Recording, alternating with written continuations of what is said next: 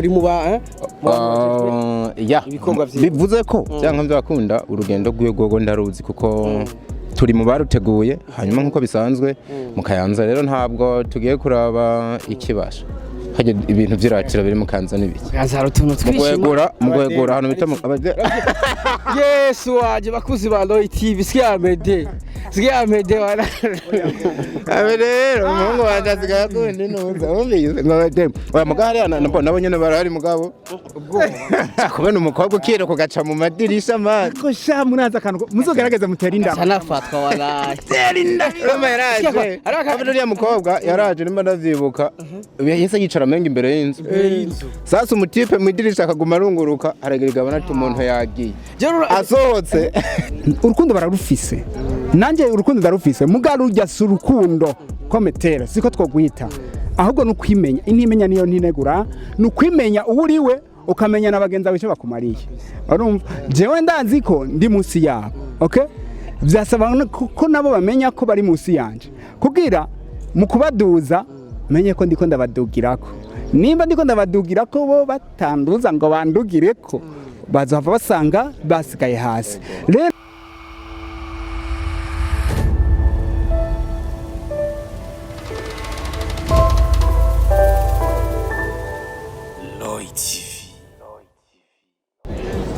action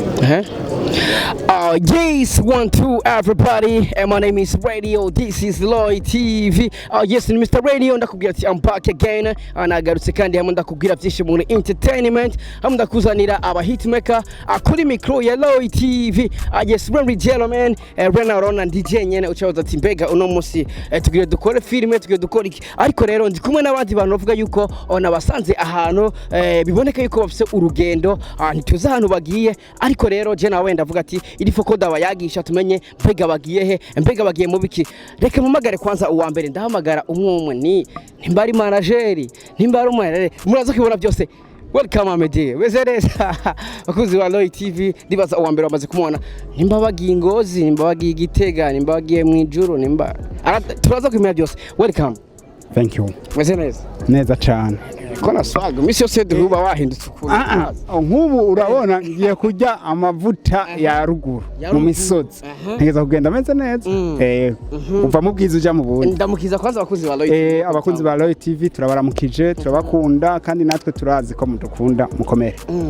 je nari ahantu ndavuga ati nari yajya kwibarabara ariko benshi ndababona nkwambaye amashagoshi ndavuga ati namvuga ko ikiganiro ahantu inyuma gatoya aciye hajya kwikaburimbi ndababona bambaye amashagoshi ndavuga ati aba bajama irifa ko tuyagara abo tumenye mbega bagiye he, mbega bagiye mu biki kugira ngo nibagira na accident tumenye ati ebana bajama bacu baburiye. Sasa tukiri ngaho nyene wavuze ati tugiye kujya mu mese ya ruguru, mbega abakunzi ba filime zawe abakunzi b'ibikorwa byawe bamenye ko tugiye he?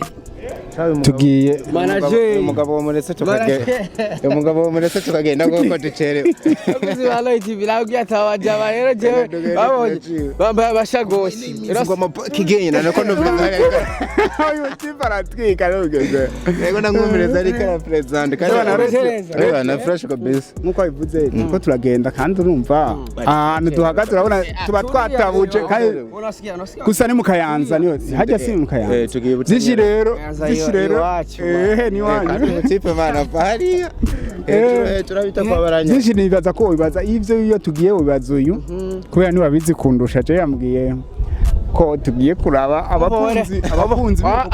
urasikia Amede uva agutwenga gahenere ega twebwe amanageri bacu badutwara nk'agahene niko bimeze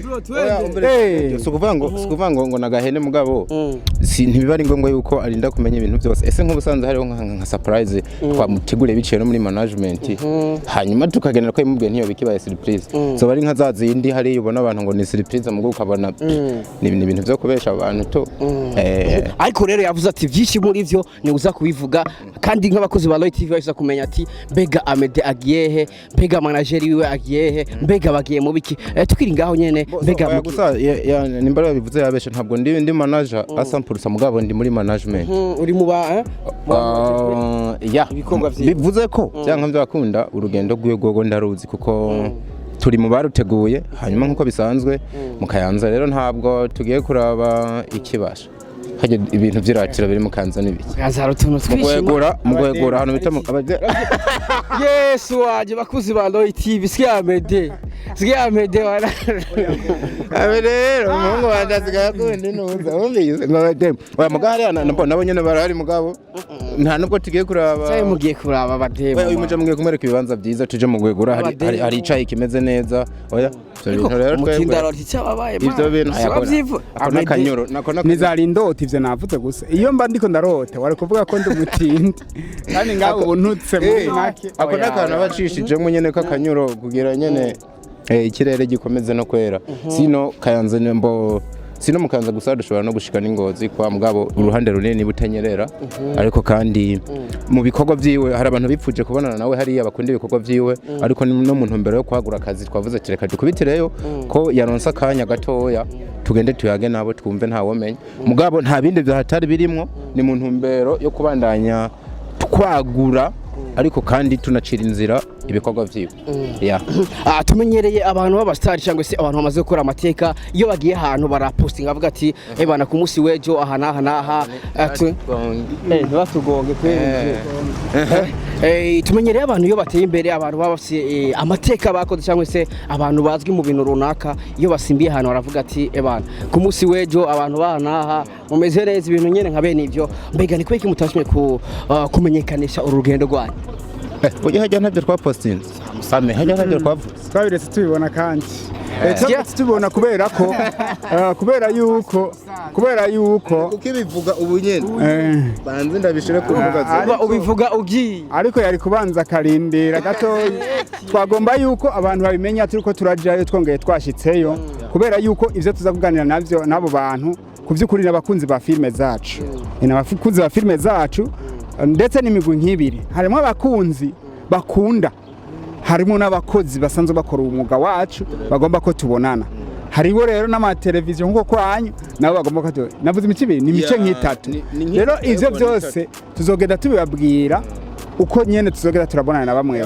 dufite ikiganiro mu kanya sanga pine mpambana ko navuga ngo mutwihangane dukoresha umwanya muto ntiduhave ducere gutafise ntuzi ko hari radio hariya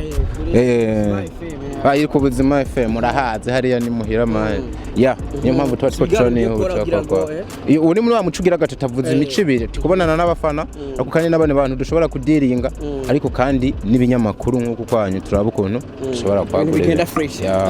tukirigaho nyene rero ku batubwiye ati reka tunyarutse kugira ngo bagende ariko urazi yuko rero iyo tubafashe tubafashe nta baratwihangana kidogo sasa Amede tukirigaho nyene ni Amede navuga yuko yamenyekanye muri filme nyinshi filme nziza filme z'inyigisho filme ushobora kuraba ikakwigisha filme ushobora kuraba ikaguhindura ingeso niba ufite ingeso mbe ugasanga iraguhinduye ariko rero ni filme navuga yuko isa niyarangiye sivyo filme yitwa ishusho y'umuntu ndibaza nta muntu numwe je ndemeza yuko ata muntu numwe ataravye iyo filme bomari ego siko kuri kubera ko siko kuri yari utarayisoma nukuvuga hariho abatarayisoma muga benshi hariho abatariya muga benshi barayiravye kubera murabona na festival yagira yerekana mu ntara zose zigize igihugu benshi grand nombre vraiment barayiravye kandi benshi simvuga ngo bose benshi barayishimiye filme vraiment iyo mvuga yawe iremewe abantu bize indome za none byo bita lettre hari ibintu bita amafigure de style bita hyperbole kwegizagera mwo gato kugira wereka abantu nturakoze umba sindakosha nturakosa cyane mugabo nibaza ko ashitse ni filme yarabwe cyane nyene ku rugero rutebwoba ndazi na Amede byaramuteye ubwoba mugabo niba akunda kuvuga akantu byose tubishobozwa n'umukamo nta nikidasanzwe ahubwo kiri inyuma je nico mbona gitangiye no guhinda gusumba n'ibindi turabiga kusimbira kure gusa itonde banzubwire ko aza kuri ntuzeya ishusho y'umuntu kwatisimbisha ishusho y'umuntu vraiment naje yarantangaje kuko dosana bivuze ukuntu abantu bagiye bayikunda je byarantangaje siko nabiziga sivyo nyene byantangaje maze kuronka igihembo muri festival baranzungurukije mu ntara ndumigwa ukuntu abantu bariko barayakira byanteye ubwoba aho ushika abantu hakagera aho baguterura bahejeje kuyiraba rero filme no kuri nigitangaza byabaye nigitangaza episode tumaze gukora twabonye abantu badushigikira dushobora gukora izirenze episode 27 hajya ni nyinshi cyane ubu yaraheze mugabo twagomba kubereka neza yuko ubushobozi utagarukira ku ishusho y'umuntu gusa dushobora gukora n'ahandi yego ariko tukiri ngaho nyene rero mu kurangiza kuri ni na filime navuga ko yarangiye kugira ngo tugisezere iryo jambo duse nkaho tuzogibagira kuri vuga we ishusho vuga kuri filime mbega wewe filime ishusho y'umuntu ni kihe kintu yagusigiye cyangwa se ni kihe kigwa yagusigiye? filime ishusho y'umuntu icigwa kuri twese na jewe nayanditse nuko kuri ino si nta muntu wo kwizera n'Imana yo mwijuru, ariko mu by'urukundo turemerewe gukunda pe muga tumenye ko umuntu turi kumwe no munsi nimba ariko arakugirira neza menya ko ari Imana iri kugirira neza muri we ejo ashobora kuhinduka. Ni ukuvuga rero ishusho y'umuntu yaje isobanura neza ko ushobora kubona umuntu ariko indani hinyegeje idayimoni, umuntu yishushanya ni ukuvuga ni dayimoni iri mu ishusho y'umuntu. Yes, ariko tongera kubona ko na marayika ashobora kuza mu ishusho y'umuntu ukabona n'umuntu asanzwe ariko ari we muntu azogutereka ahantu hadasanzwe azokemurira bijye bibazo byose wari waratuye Imana. Ishusho y'umuntu Yes, bakozi wa Roy TV ni filime novuga yuko nanje ubwanje ahamagaze ni filime no kugira yuko banzureke tugera ku murongo duhagaze nyabutatu. Yes, bakozi wa Roy TV ni filime nziza, ni filime novuga yuko iri mu nyigisho, ni filime je nemeza yuko yahinduye finale kuni twika. Iyi filime meze uyo ni Teofilo yayitanguranye ubwoba kubona umukobwa ukira kugaca mu madirisha man ko sha munaza kantu muzogerageza mutera inda sanafatwa walahi tera inda yaraje abana uriya mukobwa yaraje nimba ndazibuka yese yicara menga imbere y'inzu sasa umutipe mu idirisha akaguma arunguruka aragiriga abana ati umuntu yagiye asohotse bijya bintu man we ntiga menga bijya bintu byarabaye kubona reka nabwira akantu kamwe asanga yagarutse ni harabara ona je ntora bijya filime maze kubona ijya histoire umukobwa ko yicaye jera no mega bugati handazi araza gusimba amugweko yayibaza ngo yagiye kanujya mukobwa atarazi ko ari ndani je navuga umutima haragatima kamuvuge ngo menga kumbwati sinzi kuraja nk'ahantu ukumva menga wo burahagumye kandi atacuri kurahakora nawe nyene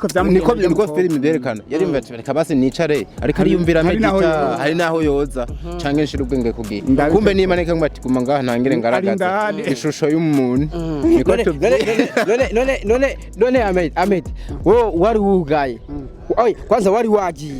umubonje ugaruka kugaruka usubira indani agiye ucuragaruka uronkera urugurura none hajya bagira ugenda hajya urumva muzobibona neza mu manza kurikira buryo ujya Teofile umva yaba afisa none yirwa mu nzu yaba afisa kandi kazi yagiye ku kazi baravuga ati ngiye ku kazi nabona tambuka nk'ugiye kuri bati utubibona yaba afisa ahantu aravuga ati nsohotse yo mfata reka ngume indani ntiyagire umuyamba uko ndi hanze amdondera mbure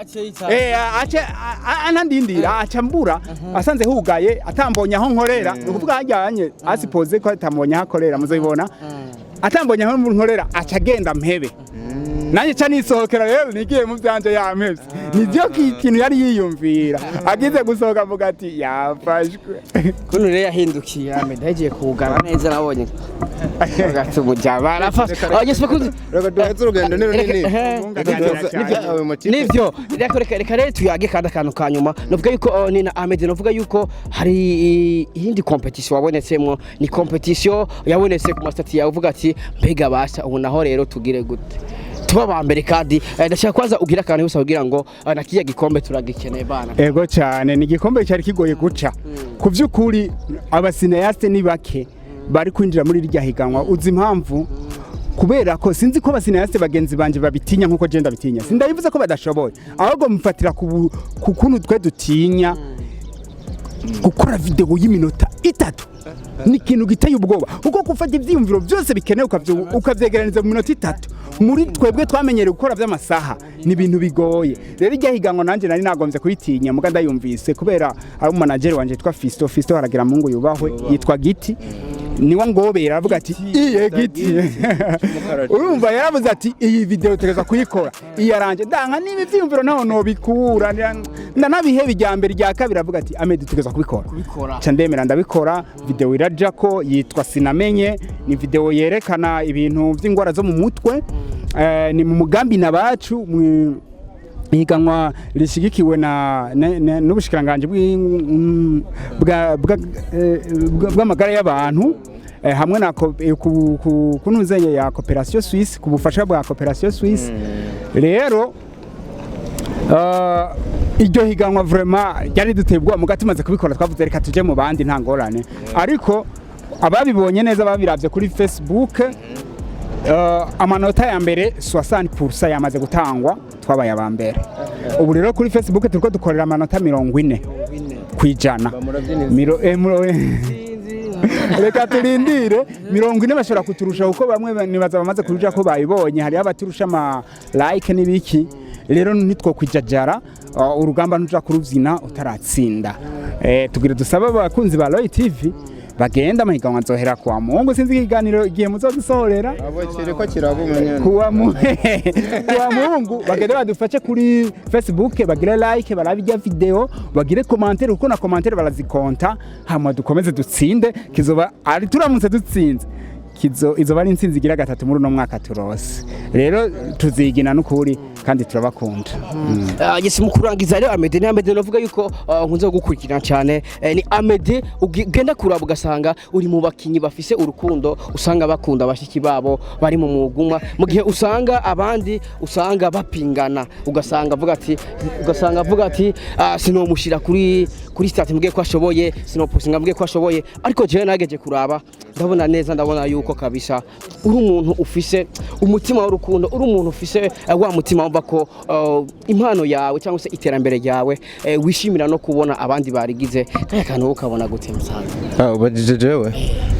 ako kantu k'urukundo Amede ugiye kurabana umukinyi agereka abandi yuko nabo nyene bafise ico bashoboye akabaha power ako kantu rero niko kagiye kabura muri entertainment haba muri music haba no wanashaka na za football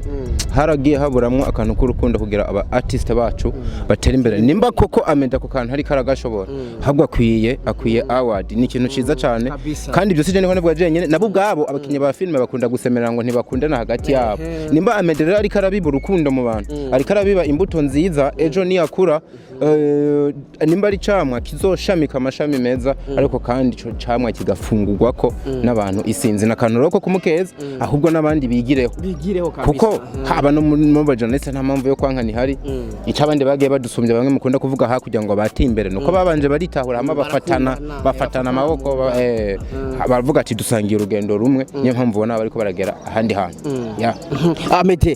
tumena nk'abasoza rero niye mpamvu iri kiratuma wereka urukundo abo musangiye umwuga mu gihe tuzi yuko abandi usanga bankana bapingana bavuga ati ni namwereka ko ashoboye cyangwa se afise impano usanga ari kariyemera niye mpamvu iri kiratuma Amede yereka urukundo abo basangiye umwuga cyangwa se abo no kwita nk'abashikawe muri uno mwuga kinafera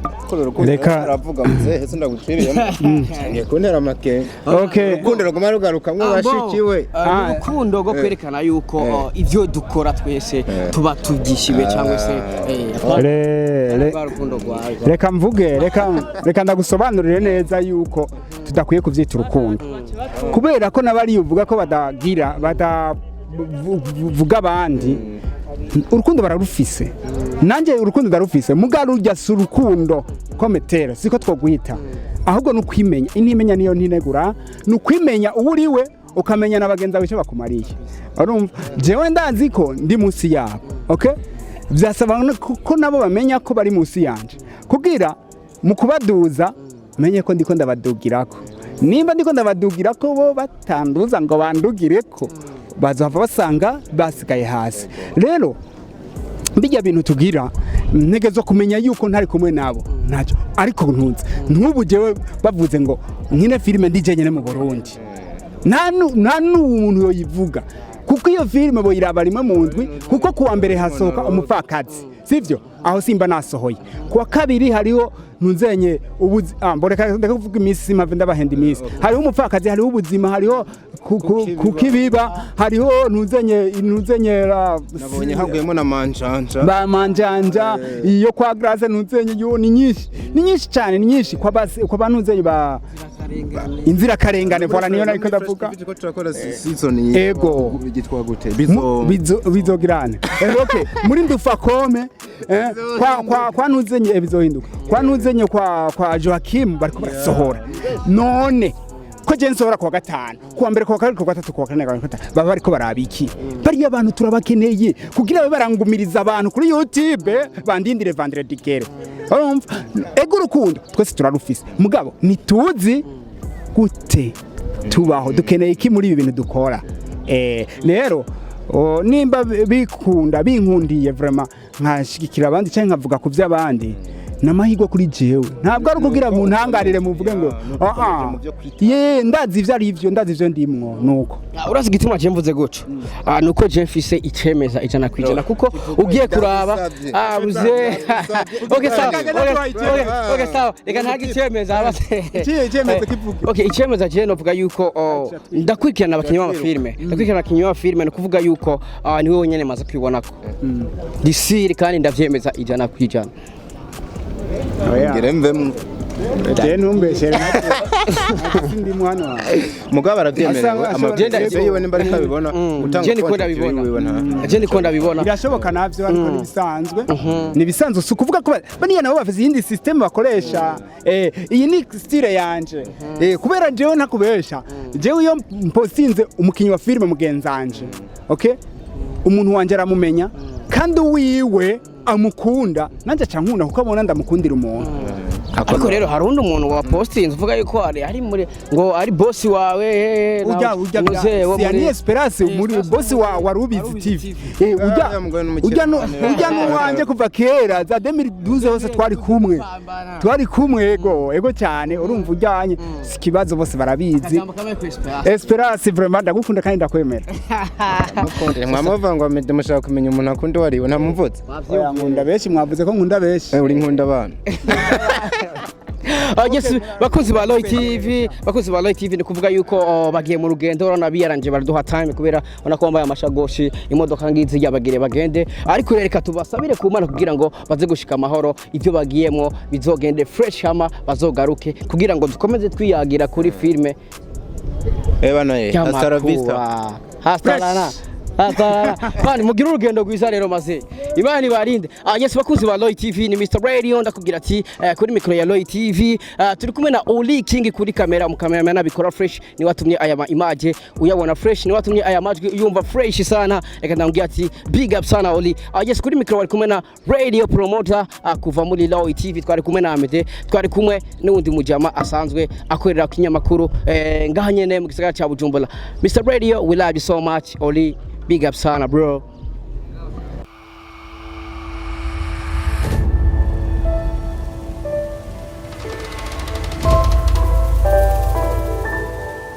Lloyd.